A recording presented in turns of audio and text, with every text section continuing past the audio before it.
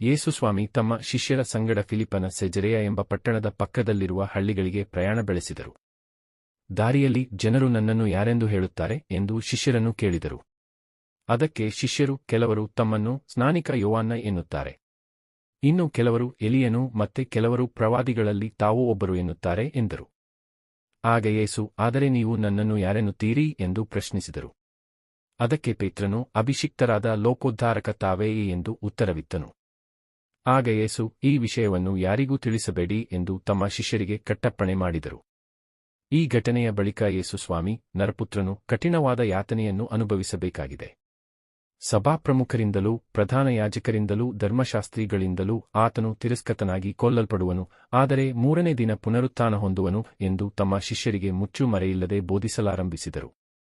ಇದನ್ನು ಕೇಳಲಾಗದೆ ಪೇತ್ರನು ಅವರನ್ನು ಪ್ರತ್ಯೇಕವಾಗಿ ಕರೆದು, ತಾವು ಹೀಗೆಲ್ಲ ಹೇಳಬಾರದು ಎಂದು ಪ್ರತಿಭಟಿಸಿದನು. ಆಗ ಯೇಸು ಹಿಂದಕ್ಕೆ ತಿರುಗಿ ತಮ್ಮ ಶಿಷ್ಯರನ್ನು ನೋಡಿ ಪೇತ್ರನನ್ನು ಗದರಿಸುತ್ತಾ, ಸೈತಾನನೇ, ತೊಲಗು ಇಲ್ಲಿಂದ, ನಿನ್ನ ಈ ಆಲೋಚನೆ ಮನುಷ್ಯರದೇ ಹೊರತು ದೇವರದಲ್ಲ ಎಂದರು.